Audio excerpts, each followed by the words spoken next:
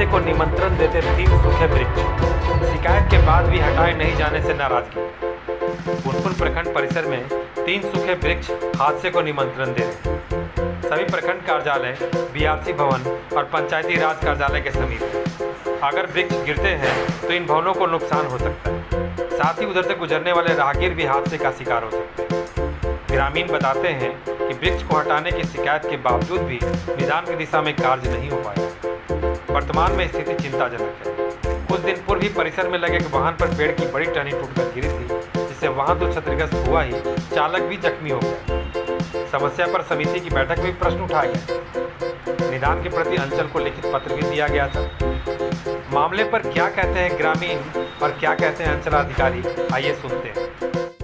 Video साहब को भी बोला था, वीडियो साहब ने लेटर अंचलाधिकारी महोदय को भेजा गया। अंचलाधिकारी महोदय हमेशा टाल मटोल कर रहे हैं। उनको इस समझ में नहीं कि इससे कितना नुकसान होने वाला है। इससे कुछ दिन हाल के ही दिन में कुछ दिन पहले एक बलेनो गाड़ी लगा हुआ था, उस पर बीचा बीज गिर गया, जिससे लाखों का नुकसान उसका हुआ।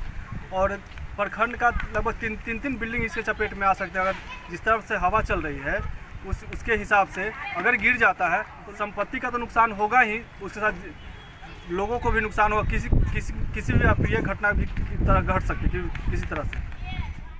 पंचायत समिति की बैठक रखा गया था।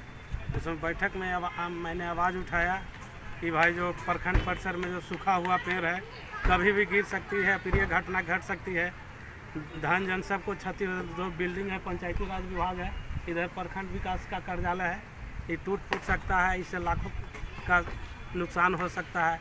लेकिन इतना कहने के बावजूद भी प्रखंड विकास पदाधिकारी महोदय या अंचलाधिकारी महोदय के कान में जू तक नहीं रही। अप्रिय घटना हो सकता है, कभी भी यहाँ पर 24 घंटा आदमी रहता है, कभी भी गिर सकता है कि आदमी का क्षति हो सकता है, कोई अप्रिय घटना घट सकती है।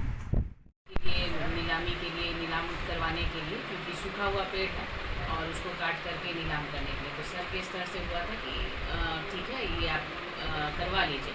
फिर इसका मूल्य निर्धारण के लिए भी जिला वन पदाधिकारी को भी लेटर लिखा है मैंने कि इसका मूल्य का न्यूनतम मूल्य क्या होगा, और अभी जैसे ही जवाब आता है वो मैं करवा लूँगी। और फिलहाल के लिए कि पेड़ गिर ना जाए, इसके लिए भी मंडल पदाधिकारी को लेटर लिखा है कि एटलीस्ट उसको कटवाने का आदेश दिया जाए CRPC के तहत, ताकि उसको आपदा के तहत, तो उससे क्या होगा कि काट करके कम से कम रखा जा सकता है।